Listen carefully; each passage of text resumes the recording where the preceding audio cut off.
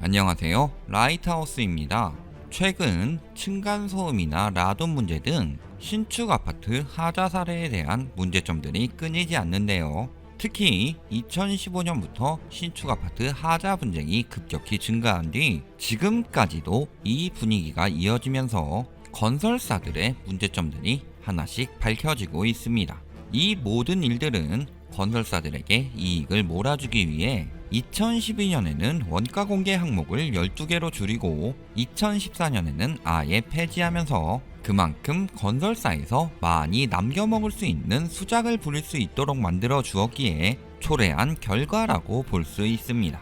규제 완화로 분양가가 계속 오르면서 더 좋은 자재를 써도 모자랄 판국에 오히려 하자가 늘어나는 기이한 사태가 벌어지고 있는 것이죠. 그래서 오늘은 정말 쓰레기만도 못한 신축 아파트 하자 유형 탑5를 만나보시겠습니다. 첫 번째 유형은 가장 빈번히 벌어지는 사례인 누수 및 침수 문제입니다. 화성시에 있는 한 임대 아파트. 입주를 해야 하는데 벽지가 젖어 있는데요. 심지어는 천장을 열자 물이 쏟아지는 모습까지 나타납니다. 임대 아파트뿐만일까요? 서울에 있는 고급 아파트도 마찬가지입니다. 송파구에 있는 현재 전국 최대 규모의 아파트에서는 에어컨 설치 시의 비리로 인해 일부 세대는 천장에서 물이 새는 현상이 나타나고 있죠. 충주에 지어진 테라스하우스의 경우는 더욱 심각합니다. 입주 때부터 비만 오면 배전시설 및 콘센트까지 물이 새서 매우 위험하죠. 여기에 가장 핵심이 되는 테라스를 개인 면적으로 공급하며 분양가까지 더 많이 받았으나 추후 녹지 면적 기준을 맞추기 위해 공용 녹지 면적으로 만들어버리면서 내 집에 있는 테라스임에도 잔디조차 마음대로 깎을 수도 없게 됩니다. 게다가 배수 시설도 미비하기 때문에 비라도 내리면 잔디가 둥둥 떠다닐 정도죠. 임실에 있는 모 아파트도 사정은 마찬가지입니다. 옥상의 방수 바닥은 두께가 너무 얇아 곳곳이 갈라지는 것은 물론 지하까지 빗물이 스며들어 지하 공용실은 물바다가 되기 일쑤죠. 심지어는 물이 들어가면 안 되는 엘리베이터 바닥에까지 물이 고이면서 잦은 고장에 안전까지 위협을 받고 있는 상황입니다.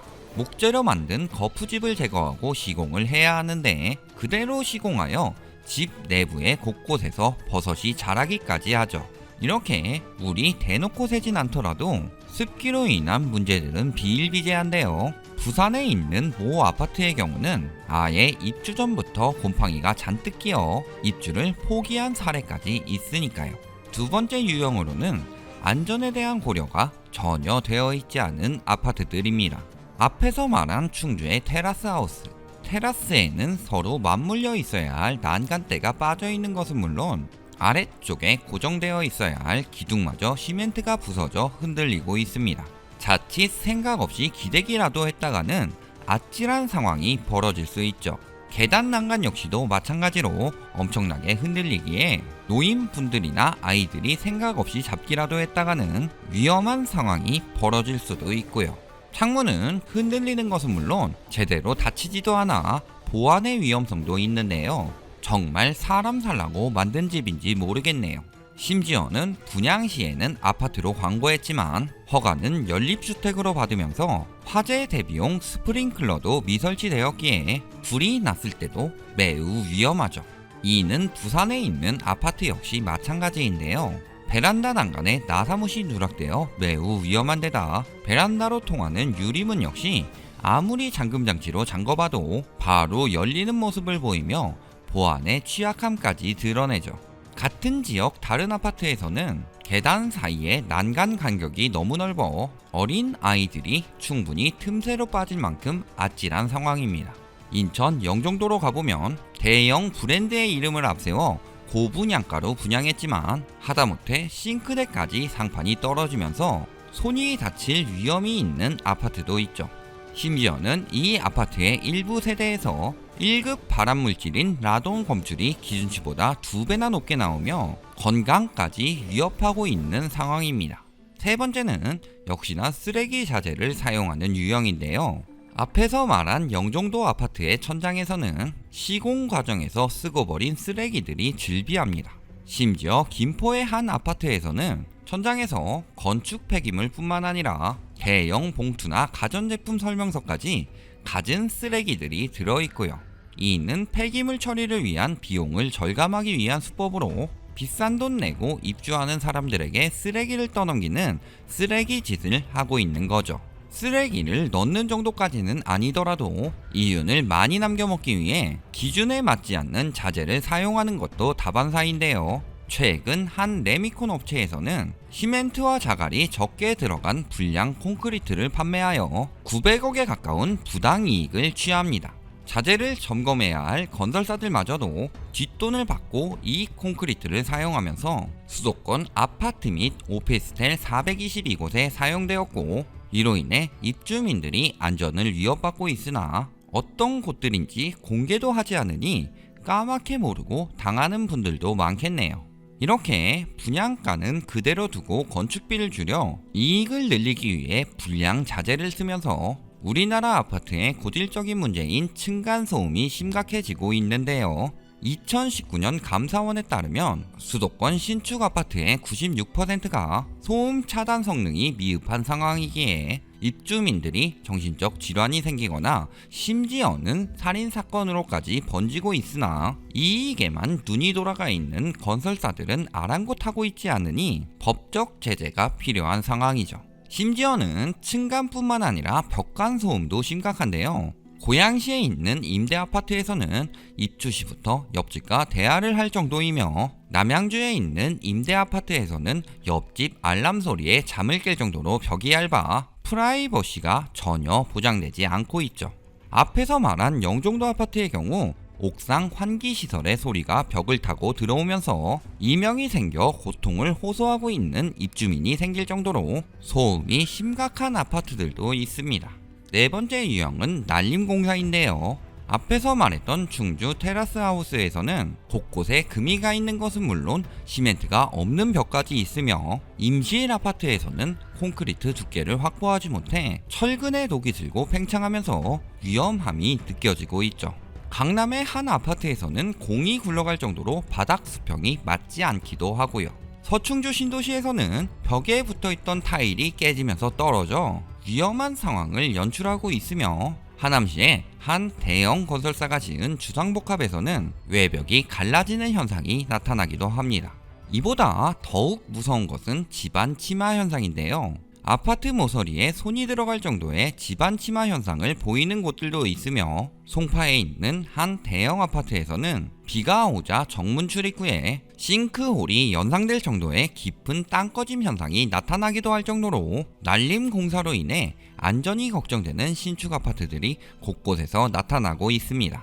마지막으로 정말 기본적인 상식도 없이 만든 아파트 유형을 보시겠습니다.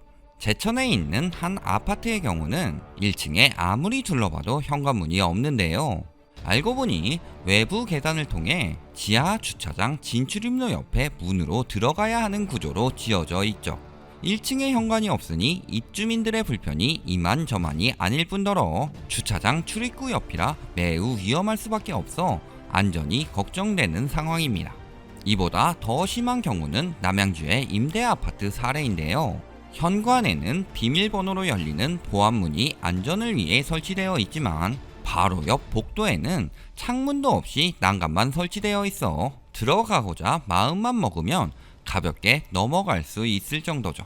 여기에 최근 문제점들이 드러나고 있는 갑질 주민들에 대한 이야기도 사실상 엄밀히 따지면 시공 문제인데요. 지하 주차장 높이를 낮춘 것까지는 그렇다 치더라도 차 없는 단지를 만든답시고 지상 주차장을 없앤 것이 화근이 되었죠. 일반 택배 차량이 진입할 수 없으면서 저상 차량으로 바꾸거나 혹은 밖에다 차를 세우고 직접 배송을 해야 하는 사태가 벌어집니다. 물론 해당 아파트에서도 이삿짐이나 쓰레기차 등은 진입을 허용하면서 안전상의 문제로 택배 차량 진입만을 거부하고 있는 이기심이 있지만, 하다못해 입구에 무인 택배함이라도 설치하지 않은 건설사 책임에 대해서는 언론에서 보도조차 하지 않고 있습니다. 택배 기사와 입주민의 갈등으로 두고 싸울 것이 아니라 중요한 것은 책임을 져야 하는 대상을 명확히 하고 법적으로 제도를 만드는 것이 더 핵심이죠. 지금까지 신축 아파트 하자 유형 탑5를 보셨는데요. 결국 이 모든 것의 원흉은 우리나라에 널리 퍼져 있는 선분양의 문제이며, 그럼에도 제대로 된 감사조차 되지 않으니 건설사들이 더 많은 이익을 남기려 입주민들의 건강과 안전을 신경 쓰지도 않게 되는 것이 문제이죠. 심지어는 이 신축 아파트가 추후 재건축 시기가 되었을 때 안전진단 통과를 원활하게 할 수 있도록 대충 짓는다는 우스갯소리까지 나올 정도니까요. 아파트 하나 지을 때마다 막대한 이익을 챙기면서도 안전은 뒷전으로 하고 있는 건설사들, 그러면서도 분양가 상한제나 분양원가 공개제도 및 후분양에 대해 안 좋은 점만 골라서 언급하며 건설사들의 배를 불리고 있는 언론들 역시 한통 속인 상황이라 앞으로 갈 길이 멀기만 하며, 하자 사례 하나당 1,000만 원이라는 낮은 벌금 역시도 이런 사례들이 나타나도록 부추기고 있는 상황이죠. 더 이상 피해 사례가 없도록 건설사가 아닌 국민을 위해 후분양 제도 정립이나 혹은 관련 법령을 강화해 더 이상은 지금처럼 두꺼봐 헌집 줄게 새집값 다오 같은 현상이 나타나지 않기를 바랍니다. 시청해 주셔서 감사합니다.